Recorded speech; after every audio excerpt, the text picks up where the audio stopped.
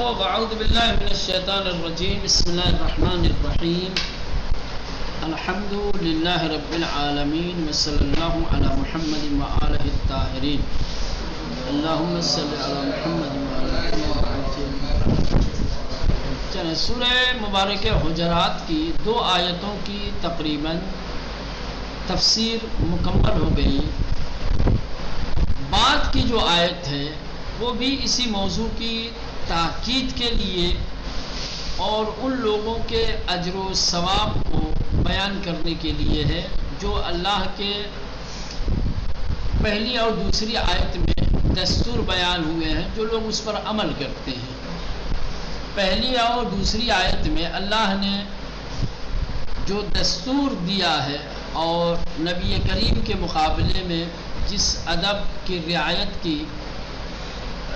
کا حکم دیا ہے، جو لوگ اس پر عمل کرتے ہیں ان کا کیا اجر و ثواب ہے، ٹھیک ہے، اس کو بیان کرنے کے لیے.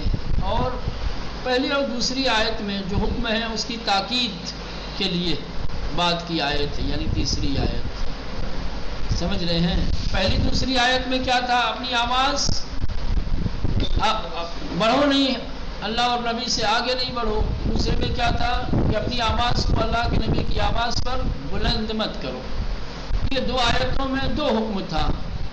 حضور پیغمبر میں کس طریقے سے آپ کو حاضری دینی ہے، کس طریقے سے گفتگو کرنی ہے، آپ کا ٹون، آپ کا لہجہ، آپ کی آواز کیسی ہونی چاہیے، یہ تمام چیزیں.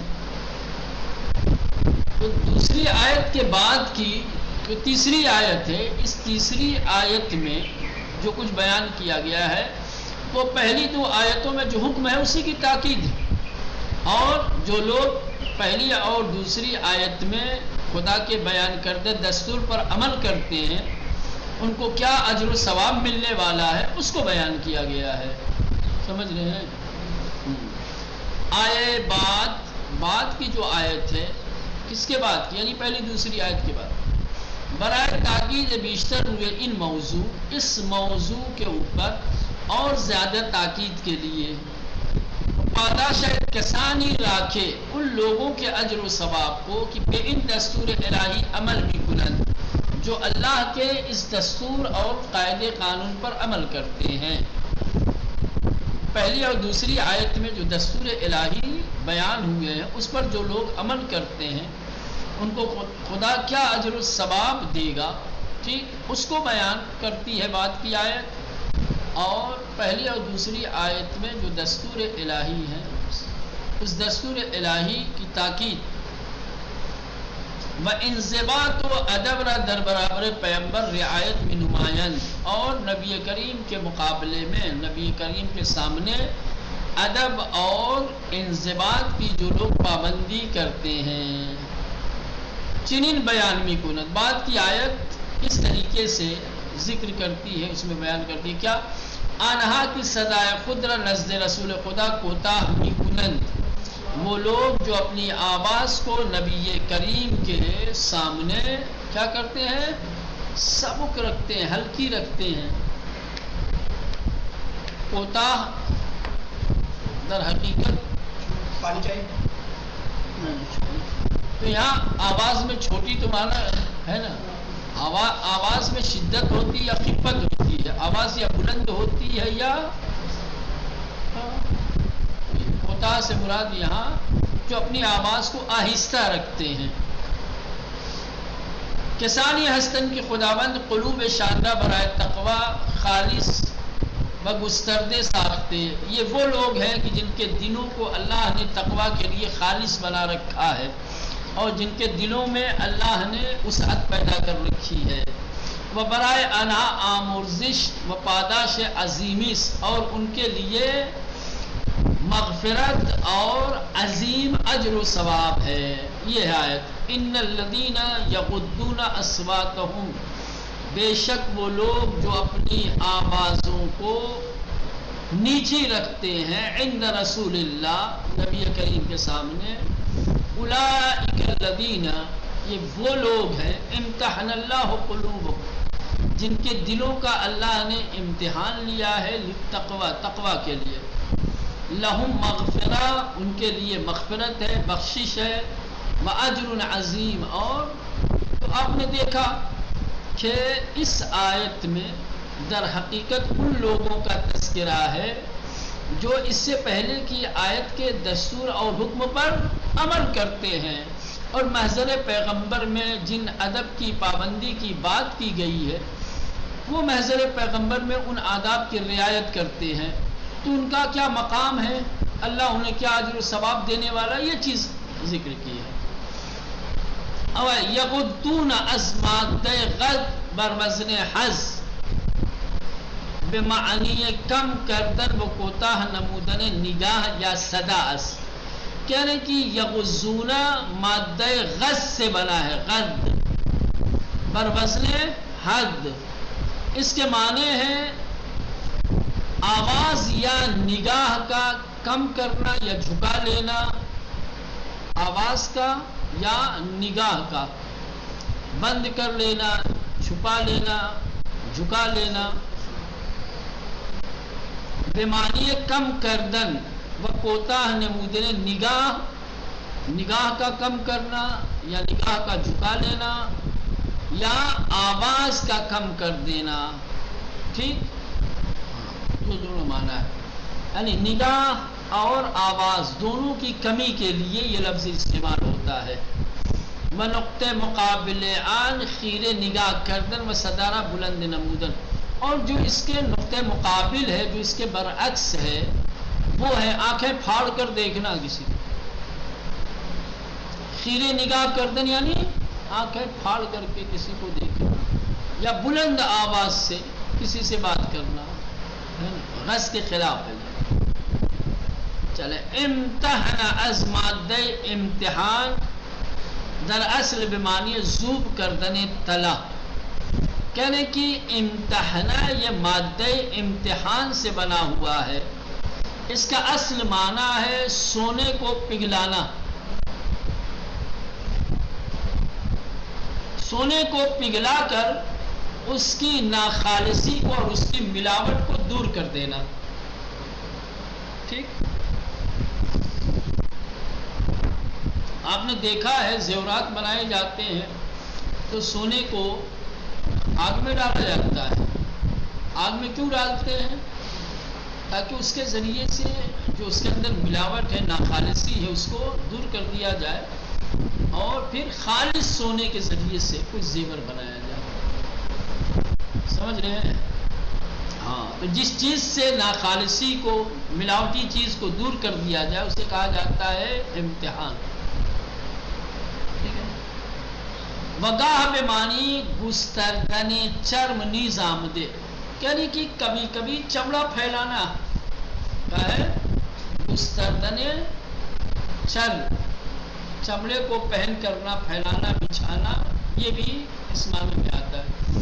بلے بادن درمانیہ آزمائش بیکار رفتے، تو پہلے یہ معنی دیتا تھا، دو معنی، امتحان کا ایک معنی یہ تھا کہ سونے کو آگ میں ڈال کر کے پگھلا کر کے اس کی ناخالصی کو دور کر دیا جائے، پھر دوسرا معنی اس کا یہ تھا کہ چمڑا بچھایا جائے، لیکن بعد میں امتحان کا معنی کیا ہے؟ امتحان کس معنی کے لیے استعمال ہونے لگا؟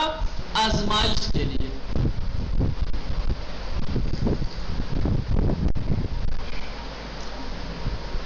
بھلے بادل، لیکن بعد میں درمانی آزمائش بیکار رفتے اس، آزمائش کے معنی میں استعمال ہوا ہے، مانند آئے مرید بس، جیسا کہ خود اس آئے کریمہ میں، اس آئے کریمہ میں کلمہ امتحانہ بمعنی آزمائش آیا ہے، آزمائشی کے نتیجے ان خلوص قلب و گستردگی آن برائے پذیرش تقوی، ایسی آزمائش کہ جو خلوص قلب اور دل کی وسعت تقوی کی قبولیت کے لیے ہو، اس کے معنی میں ہے، ایسی آزمائش کے نتیجے ان خلوص قلب و گستردگی آن برائے پذیرش تقوی، ایسی آزمائش کی جو تقوی کی پذیرش کے لیے جو قلب وسیع کیا گیا ہو،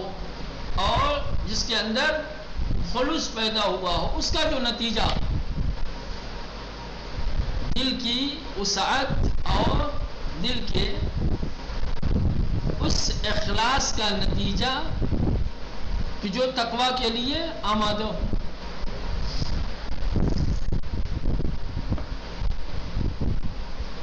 قابل توجہ ان کے در آئے قبل تعبیر بے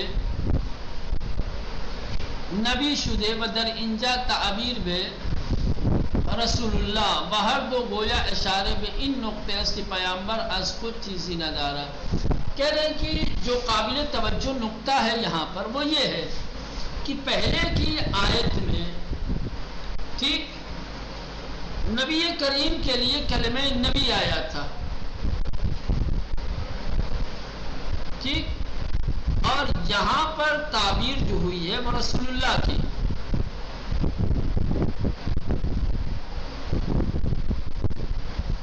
یا یہاں پر نبی کی ہوئی ہے، وہاں پر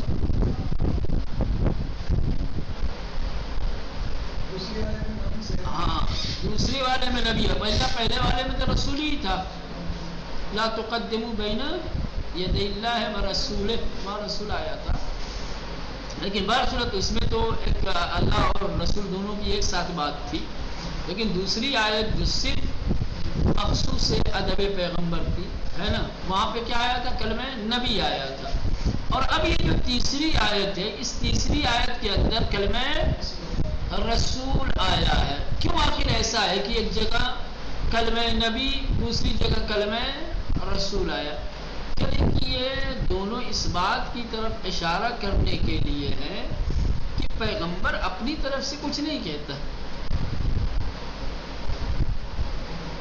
اس کا اپنا کچھ نہیں ہے، جو کچھ اس کے پاس ہے وہ سب خدا کا ہے، وہ خدا کی جانب سے بھیجے گئے نبی اور رسول، کبھی نبی کہا جاتا ہے کبھی رسول کہا جاتا ہے، خدا کی جانب سے پیغام لانے والے ہیں۔ اور جب یہ اشارہ سمجھ میں آ گیا کہ نبی اور رسول یہ دونوں اس لیے ہیں تاکہ یہ بات سمجھ میں آئے کہ یہ جو شخصیت ہے ٹھیک، اس کا اپنا کچھ نہیں ہے، اس کے پاس جو کچھ اس کے پاس ہے وہ سب خدا کا ہے، ٹھیک، جو پیغام ان کے پاس ہے، جو ہدایتیں ان کے پاس ہیں، وہ سب خدا کی جانب سے ہیں۔ تو اب ظاہر سی بات ہے اب ان کا ادب خدا کا ادب کہلائے گا۔ جب ان کی ادب جب یہ طے ہو جائے گا کہ ان کا اپنا کچھ نہیں ہے، سب کچھ اللہ کا ہے، یہ بھی اللہ کے ہی ہے، تو اب ان کا ادب جو قرآن کا ادب اللہ کا ادب، قرآن کی ہدایت اللہ کی ہدایت، قرآن کی ساری بات اللہ کی، جیسے قرآن چونکہ قرآن اللہ کا ہے اس لیے قرآن کی ہر چیز اللہ کی کہی جاتی، نبی بھی اللہ کا، نبی کی جو چیز ہوگی وہ نبی کا احترام تو اللہ کا احترام، نبی کی بے احترامی تو وہی کہہ رہے ہیں۔ قابل توجہ ان کے قابل توجہ بات یہ ہے کہ در آئے قبل تعبیر میں نبی شدے، اس سے پہلے کی آیت میں نبی سے کی تعبیر آئی ہے، نبی کا کلمہ آیا ہے، بدر انجا، اور یہاں پر یعنی اس آیت میں تعبیر بے رسول اللہ، ہر دو گویا اشارے میں ان نقطے دونوں چاہے نبی ہو چاہے رسول اللہ دونوں اس بات کی طرف اشارہ کرتے ہیں، اس نقطے کی طرف اشارہ کرتے ہیں کہ پیغمبر از خود چیزی نہ دارد، پیغمبر کے پاس اپنا کچھ نہیں ہے، وہ فرستاد خدا و پیام آور اس، وہ خدا کا بھیجا ہوا اور خدا کا پیغام لانے والا ہے، لہذا عصائے ادب در برابر او، لہذا اس کے سامنے بے ادبی کرنا، عصائے ادب نسبت میں خدا کی بنسبت بے ادبی کرنا ہے، وہ رعایت ادب نسبت میں وہ رعایت نسبت میں خدا بندس، اور اللہ کے نبی کی ادب کی رعایت کرنا گویا خدا کی نسبت ادب کرنا ہے۔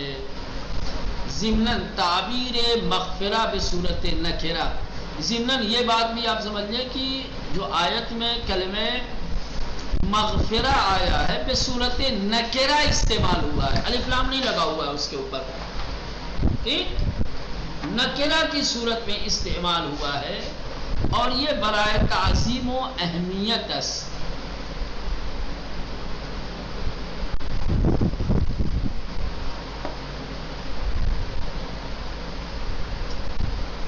خود کلمہ مغفرت کا نکرہ کی صورت میں استعمال ہونا یہ تعظیم اور اہمیت کی وجہ سے ہے، یعنی خداوند آمرزش کامل و بزرگ نصیب شان می کند، یعنی خداوند متعال عظیم اور کامل مغفرت نصیب فرمائے، و بعد از پاک شدن از گناہ، اور جب گناہ سے پاک ہو جائے، جب خدا مغفرت کر لے گا، خطا بخش دے گا، تو بخشش گناہ سے کیا ہے، پاکیزگی آ جائے گی۔ اب جب پاکیزگی آ جائے گی، اس کے بعد اجر عظیم پہ عنایت بھی فرمایا، پھر انہیں اجر عظیم عطا کرے گا۔ اجر عظیم تک پہنچنے سے پہلے کیا ہے، پاکیزگی ضروری ہے، اسی لیے اللہ نے پہلے مغفرت رکھا ہے، تاکہ مغفرت کے ذریعے سے جب اسے پاکیزہ بنا لے، طاہر بنا لے، تو پھر اسے اجر عظیم عطا کرے۔ زیرا نخست شستسوی از گناہ مترس، کیونکہ پہلے گناہ سے پاک صاف ہونے کی بات کہی گئی ہے، سپس بہرہ مندی از پاداش عظیم الہی، اس کے بعد خدا کی جانب سے عظیم اجر و ثواب کا دیا جانا ذکر ہوا ہے۔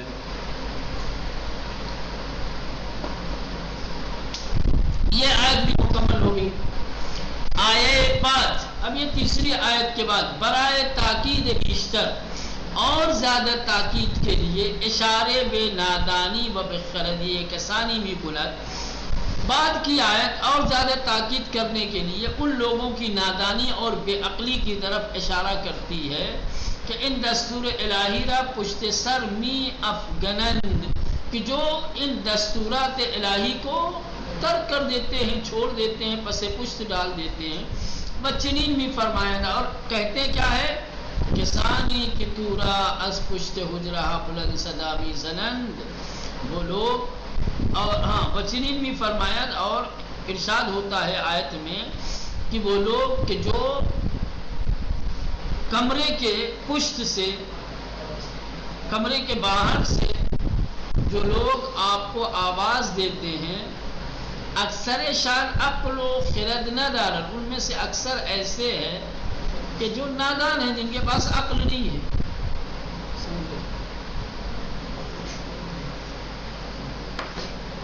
ہاں، تو نبی کریم کے حجرے سے باہر سے کوئی آواز دے، نبی کریم کو حجرے کے باہر سے ہی کوئی آواز دے، پکارے، تو جہاں ہفتے عمل کی بات تو تھی ہی ادھر، اب ادھر ان کو جو ہے نادان اور جاہل بھی کہا گیا ہے، بے عقلا بھی کہا گیا ہے۔ کہا کہ وہ لوگ جو میرے نبی کو کمرے کے باہر سے ہی پکارتے ہیں، آواز دیتے ہیں، یہ کیا ہے، نادان ہے، ان کے پاس عقل نہیں ہے۔ واقع نہیں، اگر عقل ہوتی تو اس طریقے کی بے ادبی نہ کرتے، سوچتے ہیں، کچھ تو سوچتے ہیں کہ ہم کس کو پکار رہے ہیں، کس کو آواز دے رہے ہیں۔ ہم اپنے قوم قبیلے کے ایک چھوٹے سے رئیس اور سردار کے سامنے جرأت اور ہمت نہیں کرتے، اس کا نام لے کر کے اس طریقے سے اس کے دروازے پہ جا کر کے آواز دیں۔ یہ تو پوری دنیا کا آقا اور مولا ہے، رئیس ہے، سید و سردار ہے، اور اس کی ریاست بھی اس کی اپنی نہیں ہے، خدا کی ہوئی ہے، اس کا ایک وقار ہے، اس کی ایک شان ہے، لہٰذا اس طریقے سے آواز نہیں دینی چاہیے۔ عقل ہوتی تو یہ سوچتے اور ایسا نہ کرتے، ایسا کر رہے ہیں تو اس کا مطلب یہ ہے کہ یہ نادان لوگ ہیں۔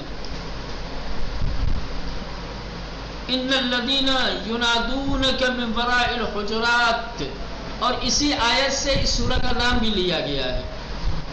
اس سورہ کو جو سورہ حجرات کہا گیا ہے اسی آیت سے، چونکہ اس آیت میں کلمہ الحجرات آیا ہے.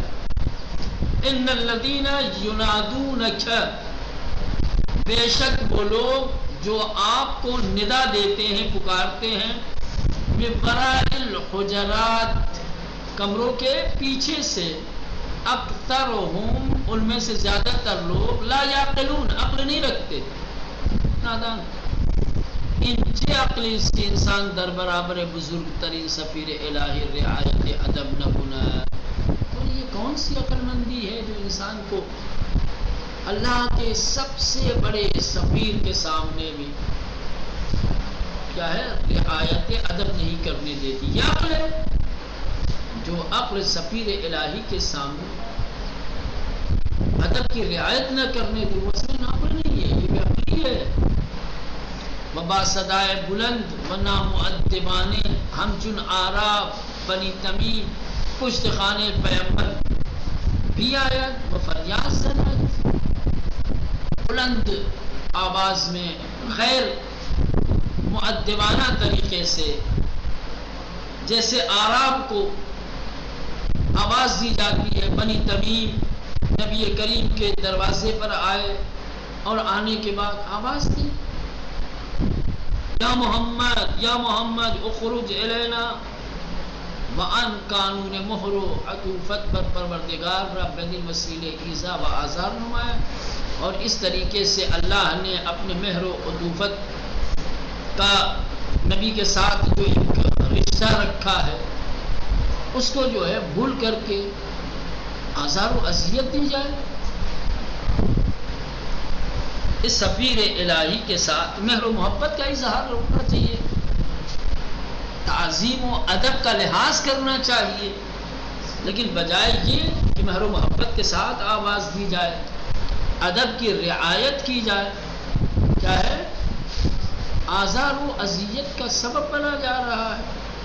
ایک عام انسان کی طرح، جیسے ایک عام انسان کو ہم اس کے دروازے پہ جا کے دروازہ کھٹکھٹاتے ہیں اور آواز دیتے ہیں، اس طریقے سے کوئی آئے ان کے دروازے پہ آ کے دیکھو نا یہ جو کلمات ہیں، یا محمد اخرج الینا، چلے جاتے ہیں، اے غلام علی کیا کرتے آؤ باہر.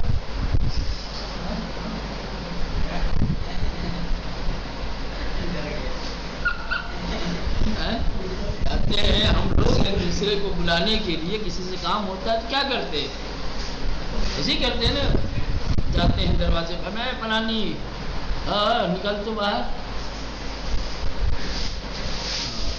یہ ایک عام انسان، ایک معمولی انسان کے سامنے بھی یہ بے ادبی ہے. چھ جائے کہ کائنات کا سب سے عظیم انسان، خدا کا سب سے مقرب، سب سے باعظمت نبی، اس کو اس طریقے سے اصولاً ہر قدر سطح عقل و خرد انسان بالا تر می رود بر ادب او افزوده می شود. کہہ رہے ہیں کہ یہ بنیادی بات ہے، انسان کی سطح عقل، اس کی سوچ جتنی بلندی پر جاتی ہے اس کے اندر اتنا ہی ادب آتا ہے. سمجھ رہے ہیں؟ ادب عقل مندی کی پہچان ہے. انسان کے پاس جتنی عقل ہوگی اس کے اندر اتنا ہی ادب ہوگا. سطح عقل جتنی بلندی پہ جائے گی، جتنی اونچی ہوگی، اس کے اندر ادب بھی اتنا ہی زیادہ ہوگا. کیونکہ عقل کیا ہے، ارزشوں کو، باقدر و قیمت چیزوں کو قبول کرتی ہے، اور جو چیز قدر و قیمت نہیں رکھتی اس سے اپنے قریب نہیں. ادب کی، احترام کی ارزش ہے، قدر و قیمت ہے، اس سے انسان کی قدر بڑھتی ہے، انسان کی عزت بڑھتی ہے. اب عقل کب اجازت دے گی کہ ایسی چیز کہ جس سے انسان کی قدر و قیمت گھٹ جائے، وہ کوئی عقل مند انسان نہیں. یقیناً عقل مند انسان کو اس کی عقل اجازت نہیں دے گی کہ اس کی قدر و قیمت گھٹانے والا کوئی کام کرے. عقل مندی ہمیشہ انسان کو بلندی کی طرف لے جائے گی اور ایسے کاموں کی طرف مائل کرے گی جو کام اس کی عزت، اس کی تقریر، اس کی ارزش کو بڑھائے. اس سے زیادہ کوئی کہ اصولاً بنیادی طور پر ہر قدر سطح عقل و خرد انسان بالا تر میرابد، انسان کی عقل و خرد کا درجہ جس قدر بلند ہوگا، جتنی اونچائی پہ جائے گا، بر ادب او افزود می شود، اس کے ادب میں اضافہ ہوتا چلا جائے گا. سطح عقل بڑھے گی، درجے عقل بڑھے گی، ادب بڑھے گا.